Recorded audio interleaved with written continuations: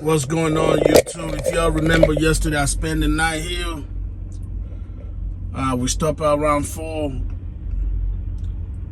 and now, I'm still waiting for my first load for the day. I think they're mad because so I'm gonna tell you what's going on, man. So we're running 2 sets of wells, right? So we got wells in Rankin, and those wells we pick up in Crane at the Crane plant. They live in Rankin, so like 80 miles pick up, 80 miles back, and then we got a set of wells that's over there in Carmel. Yeah, we got 2 set of wells in Carmel, and those wells picks up in the Black Mountain plants, right? What these people got me doing the last 3 days is I will pick up a load in Crane, deliver in Rankin, and then I'll be in Rankin, then they're gonna send me to Black Mountain. That's like 100 and something mile deadhead to pick up a load that's gonna go like freaking 30 miles down the road. So this morning when I woke up, I told them, look, I'm not doing that anymore. I'm listening on this shift. Like, if you're gonna send me to Rankin, then keep me in Rankin through the whole shift. Or if you are gonna put me on the 2 wells over there in Carmel and Glendale, keep me on those wells for the whole shift. I get paid percentage. I don't get paid by the mile, man. What I look like being all the way over there in Glendale, you send me to go pick up a load in Crane, go to Rankin, and then right when I deliver, I gotta turn around, drive 110 miles back to the Black Mountains, pick it up, and no, that makes no sense because I don't get paid by the mile. I get paid percentage. I would just be able to do more loads if y'all just keep me on one side of the state. You know what I'm saying?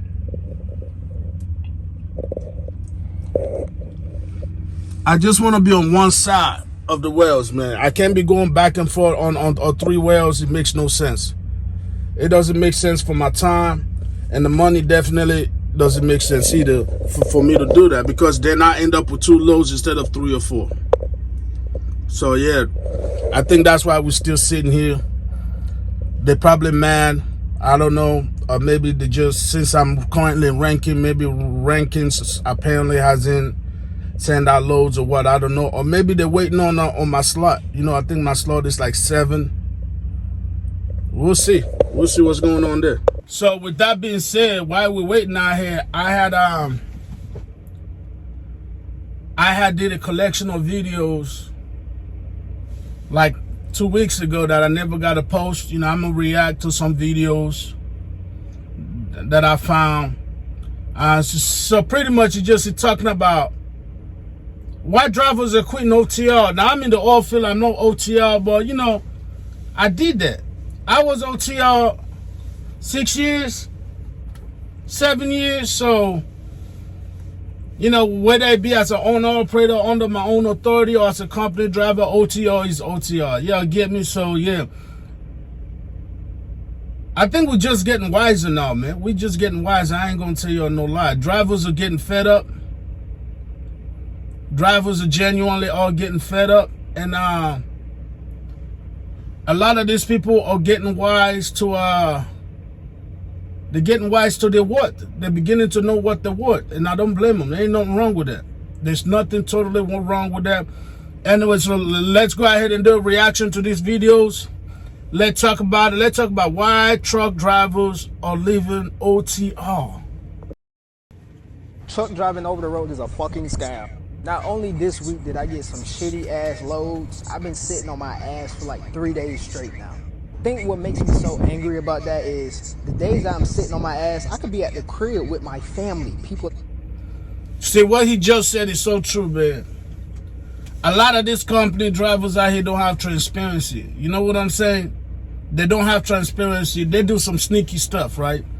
Like, if you already know that your driver is most likely not going to get any loads, whether it's the holidays are coming up, work is going to be slow. Just be transparent with your drivers, man. But these trucking companies really don't give a damn about us so bad to where either they're going to straight out lie to your face, or they're going to want you to keep around, say you're going to get work. When they know that there's no work, they ain't going to they just want you to be available. And to me, I feel like that's selfish. Give the drivers an option to decide, okay, am I gonna stay on the road or do I wanna go home? That I love, washing at my own tub, shitting in my own shit. Proceeded these past couple of days to apply to some local jobs, and I know one of them gonna hit me back. Cause there's no way I'm 1,000 miles away from home and I'm literally sitting on my ass not making no money. And that's the thing, right? So they already know you ain't gonna get nowhere, but they rather you be available, and they're gonna send you somewhere where your ass gonna sit. The thing is, we're sitting in the truck. Who in their right mind would choose to sit in the truck or sit at the house with their family, their loved ones, getting caked up and booed up? Who would choose the truck over that? It's all about transparency. This company, they be disrespecting us, y'all. I really don't know how else to say it rather than just straight disrespect. Sitting for free. You got me fucked up. But anyways, I know it's not like this for everybody, and this type of week is kind of rare, but at the same time, when you have it, you gon' get mad. Cause I already don't like being away from home, but shit, if I'm gonna be away from home, my nigga, I wanna make some money. And then I got all the... You gotta pay for the time. He right on the money.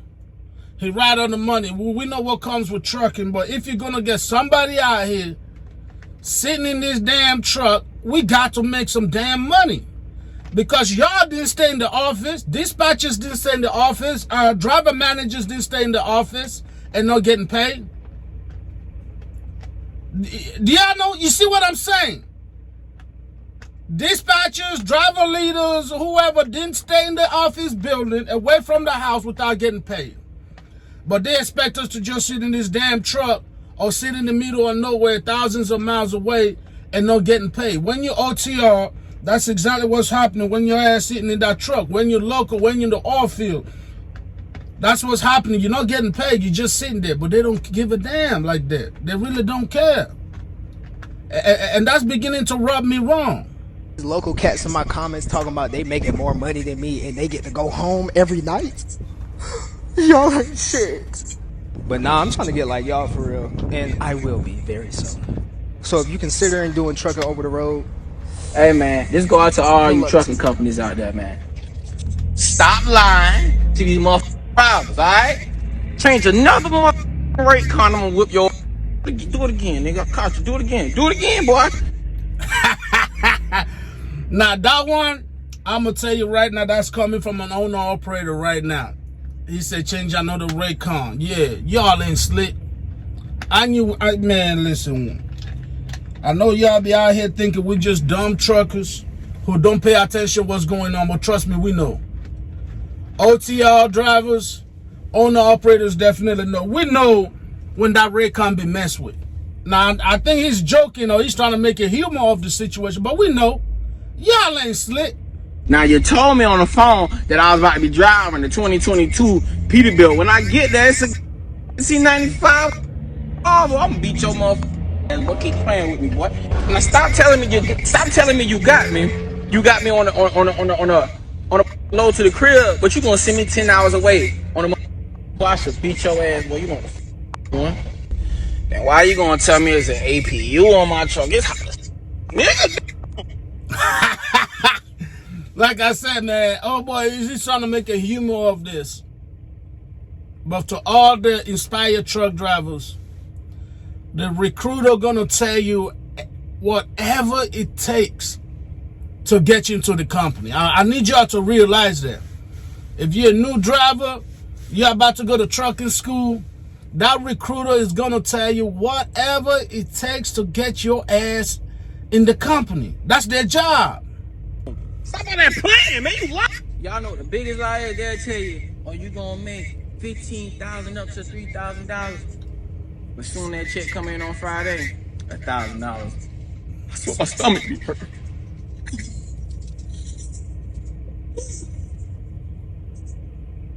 No NYC, but chicken wing. Soon you get in the truck, nigga shoot your ass. What the fuck? You don't want a blind side in the back of a parking lot, boy? You ever drove this motherfucker?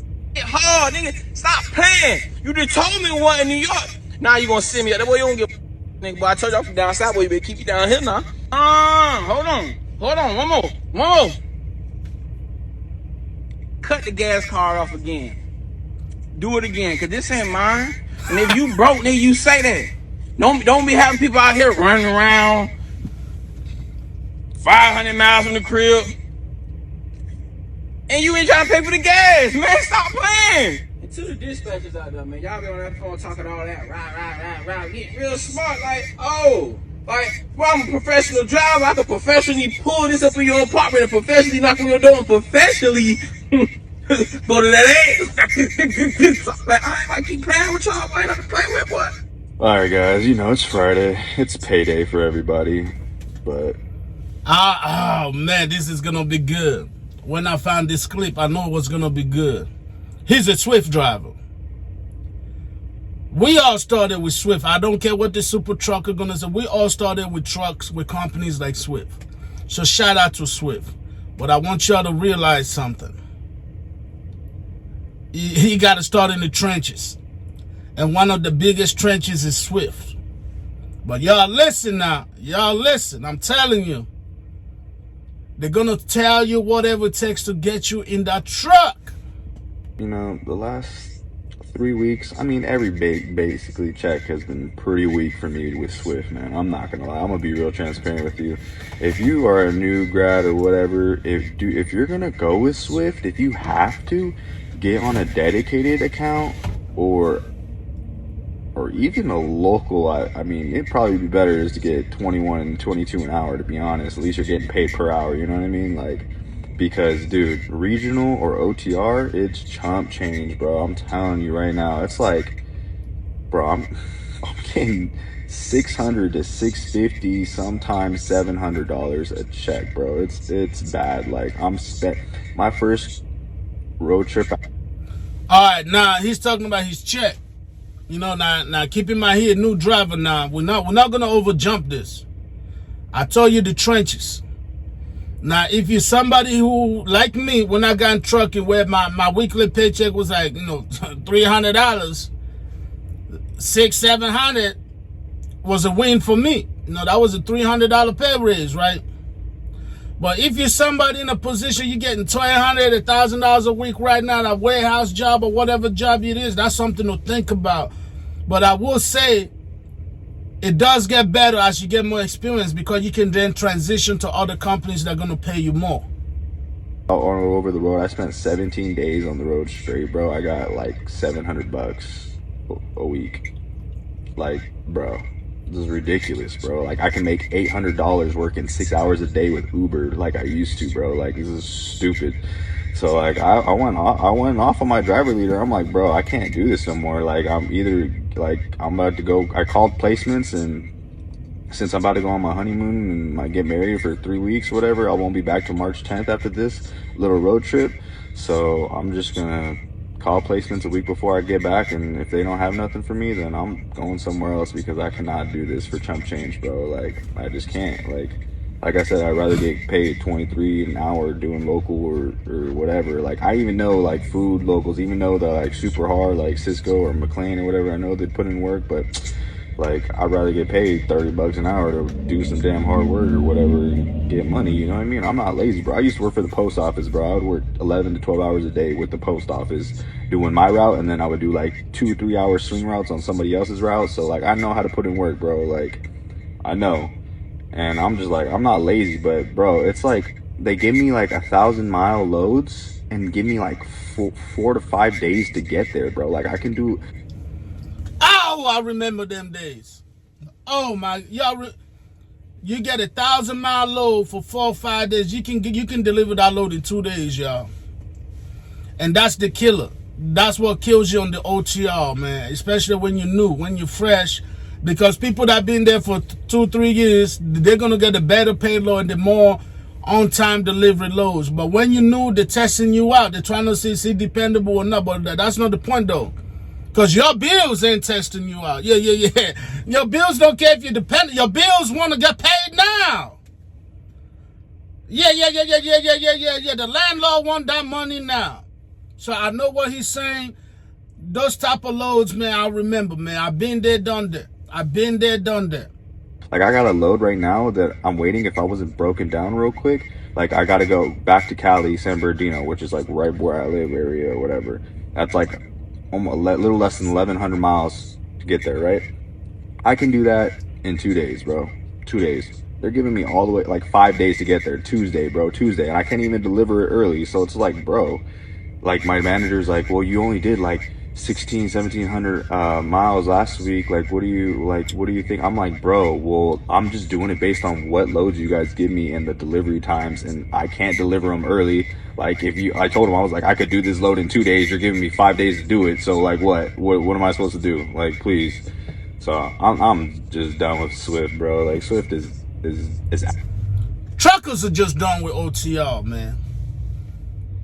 Your company's OTR, regional, local, all field, in your mama's house. It don't matter. We did this job to get some money.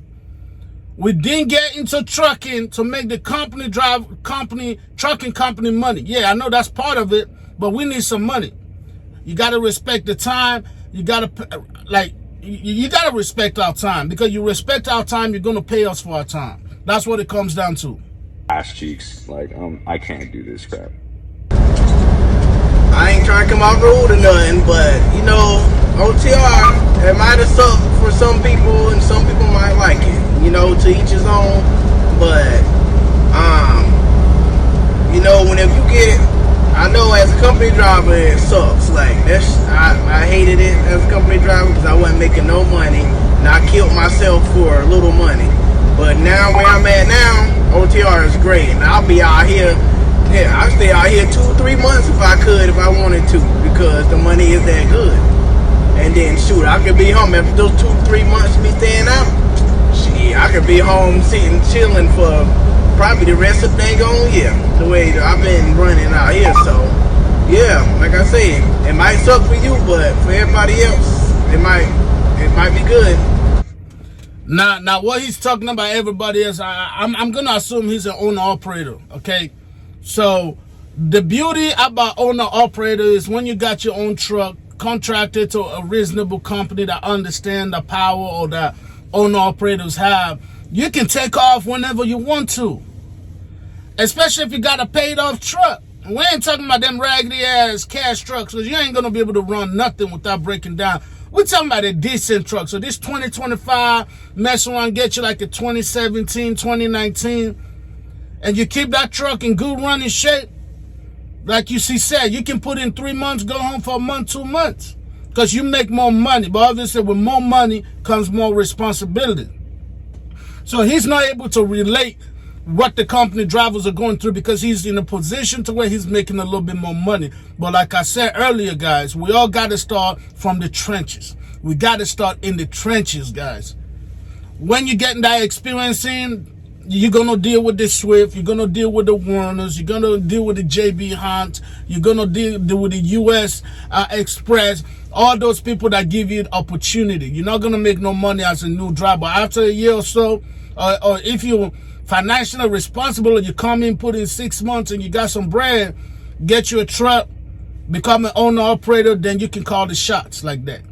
Life get a little bit easier and also way crazy depending on how responsible you are. So my experience working in the trucking industry is that it's not worth it. I am now jobless, homeless, and don't have a vehicle because of how little money I made while in the industry. You can't... Wow! Trucking done made this man homeless. And y'all gonna act like how you gonna be homeless as a truck driver? I'm gonna tell you exactly how that happened, y'all. I'm gonna tell you exactly how that happened. When you become a truck driver, all your bills depend on your earnings, just like any job. Let's say you go all of November without making a damn thing, or let's say you're effing with a company that just taking money out your check for stupid things that are gonna put you behind on your bills. And if you're not getting the miles, or you're not getting the hour, or you're not getting the load for the percentage, now your bills is dependent on your percentage. That can make you homeless. You got, no matter what career you're in, you got to make the money. And if your job is not giving you the money that you need, yeah, this is what's going to happen. You're going to go homeless, man. make a living wage without a year's worth of experience, and you can't get those jobs without a year's worth of experience. When you demand to be treated like a human being in any of the mega carriers, they laugh at you, fire you, or find a way to fire you or get you to quit. And once you've burned through 3 of those mega carriers, the rest won't hire you. So as sad and unfortunate as it is, I'm a good driver. My deliveries are typically on time. I have a safe driving record, no violations. I take care of my truck. I'm clean. Just seems like I'll have to move on and try something else. Sucks. Waste of time. I'm sorry you went through that, big fella. I'm sorry you went through that, but you're right. Like, you see, things like that also happen when you're one of those people that just refuse to quit. I'm like that. Sometimes that's good, sometimes that's bad. When you're messing with a company that don't give a damn about you, all they care about is their overhead, it will leave you in some tough spot. He should have quit at like month number 3, number 4. After 5, 6 paychecks, if he get no money, he could have quit. Unless it's all promise. But sometimes we hang on too late. We hang on for too long, and then we start losing our livelihood. We start losing the rent, started being behind on rent, behind on your bills, behind on child support, behind on credit cards, whatever the hell, because you're hoping these people are going to give a damn about you, give you some miles, or treat you like a fucking human being how they want to be treated. But they don't care, bro. That's the facts. They don't care. All right, y'all, we got 2 partial loads right here. This is an AC unit going to mid-Florida, and then this is 2 steel beams going to mid-Florida for a total of $1,800. If you have been wondering where I've been, I want to say something very, very important to you. In order to consider yourself healthy and successful, you need to have good physical health, good spiritual health, good mental health, and good financial health. And what I'm going to tell you is that doing that and keeping all of that together on the road is extremely hard, especially if you have things going on in your life. Now, I have 3 children, 12-year-old, 8-year-old, and a 4-year-old. And every time I come home, I can see my absence and how it's playing out in their lives, and I don't like it. I have to do something about it. So I have been working on coming back home. I'm looking for a driver to drive this hot shot and one person at least onto my company. Now, when it comes to the videos or you having questions, what he just said is so freaking important, trust me. Man, that hit home hard. That hit home hard. When you got kids involved, a woman cannot raise a son, bro. Women, I don't care this BS that they think that this modern day they got. Women cannot raise sons. Women might be able to raise daughters by themselves, but if you got a son, you got to be there for your kids. That was one of the driving forces when I first got Genesis. But you know, things happen in life. Things happen in life. But I'm working on it. Trust me. Y'all hang tight. This year we're moving different. We're moving different this year. Okay? But what he just said, he hard. We can't get fit. In high school, I was 200 pounds, less than 10% of muscle. Now look at me. I'm at 236 now. I'm probably at least 35, 40% fat. I ain't got the gut, my belly ain't entering the door before I do. But based on where I came from, what my physique used to be, yeah.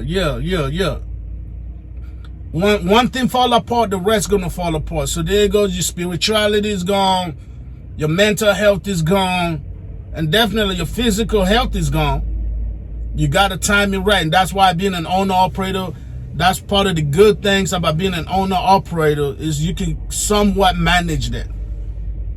I've pretty much told you everything it is that you need to know in order to start hotshot trucking, in order to keep the wheels turning. If you have more specific questions, then slide in the DM, or maybe not slide in the DM, but send me a message in the DM, or I'm about to put a link up for you to be able to book a consultation. The consultation is $100 for an hour. If you don't have $100 to invest in yourself, to speak to someone who knows how to direct you and help you be successful, then you don't have enough money to be in this business, because it is extremely difficult to maintain cash flow wise.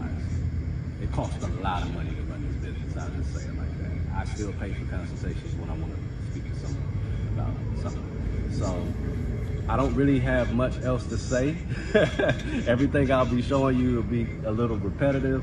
I do want to thank y'all for following, and if you've ever sent me an encouraging message or just supported the page, man, I really like that, and I really appreciate y'all. And in terms of that's what's going on. I'm getting my life together in other areas. All right. Another reason why I hate trucking, over the road trucking. This load was supposed to be for a 24-hour window drop. I get there at 8 o'clock in the morning, only to find out it's not a drop, it's a live load. Oh, they got him. They got him. They got him, you two. I can't tell you how many times that have happened to me. I'm going to tell you right now, that is a straight up lie from the dispatcher and the driver manager or whoever gave them this load. They know that wasn't no damn drop. But you see, the problem is they come to realize with experience that whenever you set live on load to a company driver or even to some owner-operators, owner-operators not so much because they get detention. Live on load is frowned upon, bro, for company driver, because we already know and assume it's going to take so damn long to get this load off our backs. That's why we don't like it. And these companies know that, so they will straight up lie to your face. Yeah, this wasn't no coincidence. They knew damn well that wasn't no 24-hour drop. At noon, I got there at 8. My plan was to drop this off, drive about half an hour for my next pickup, which is preloaded, pick it up, and be on my way. But now, trucking decided that it was a good idea to have it as a live load without nobody telling me at noon. So now my 14 screw up because of the time that I spent here. I can no longer pick up my other load today. Thankfully, it's a preloader, so I'm gonna have to pick it up tomorrow, and I got plenty of time to deliver. But I cannot pick it up today because by the time I'm done here, the reviews are really bad about this place. By the time I'm done out here, I'm not gonna have nothing on my 14. He just said something that's not necessarily of great importance, but new drivers, I need you to get a habit about reviewing pickup and delivery locations. Just hop on Google reviews and see what other truck drivers are saying. Or you can go on Indeed. You could go to truckersreport.com. Sometimes there's reviews. It's really good for you to know what other drivers are saying about the places you're going to pick up at or the places you're delivering at. I don't even know when I'm going to spend the night. All depends how long they take. Hopefully I got enough time to make it to my company terminal. About half an hour away. If not, probably I come over here, spend my night over here. Freaking believable. Good day, good people. I've been getting questions about, oh my God, you love Swift. Why did you get off the road? So I had already been planning on getting off the road. I only planned on staying on the road for 1 year. And once my year and some months came up, I was like, yeah, I understood off the bat that OTR driving was not for me because I am a very social person. And I believe in having balance all across the board. So although being over the road gave me like a little bit of financial stability, I was lacking in other areas such as like my mental health, physical health, spiritual health, social health. Like I like to be filled in all areas. So being over the road for me, it was just like, yeah, I'm working. For all the inspired future truck driver, yeah, social life is gone, bro. Yeah. I'm gonna let you know right now. If you're one of them cats, one of them women that like being in the clubs, that like getting together with the girls, that like yeah. You know, those slumber parties days are gone. Yeah, that's gone. You get into trucking, it's gone. Yeah. There's no life but you and this 18-wheeler. especially for the first year too. Now, once you get your own truck now, once you become an owner operator, you can figure out a good balance. Oh, yeah, you can bring that some of that back. But once again, once you get your own truck, that comes with all the form of headaches, repairs, payment, maintenance, blah, blah, blah. But so overall trucking, your social life is gone. Yeah, you might just be involuntarily become an introvert because that's where, that's where you're heading. That's where you're heading to. Hustling the bus and going. And I'm fulfilling my financial needs, but I'm lacking in all other areas. So that's how I knew, like, yeah, it's time for me to get off the road. And plus, like, when it was time for me to leave, oh my God, shit just kept happening back to back. Like the events kept happening back to back. I'm like, that's God telling me, like, he's literally pushing me to get the fuck off the road. Because when I tell you, I prayed about it, I'm like, oh my God, I said I would commit to this. I need to just stick it to and see it through and stop, keep going from place. But I literally, things kept happening. I'm like, God was just telling me, like, it's okay. Like, go ahead. I'm about to position you to do something else, and it's cool. So that's pretty much why I got off the road. I love my DM. Don't get me wrong. He was good. He made sure I got my miles. He worked with me whenever I need vacation time. You know, he had my back. Absolutely love Gary. Shout out to Gary. But it was just... Did she just say Gary? Man, that was my driver leader, I swear, boy. Oh, hey, shout out to Gary, man. Gary is this skinny white dude with glasses. Gary was my driver leader at Swift when I came in the game in 2017. Shout out to Gary. Gary used to do the damn thing. He was a funny man. I had to get on his ass now. I had to get on Gary's ass non-stop. Pause.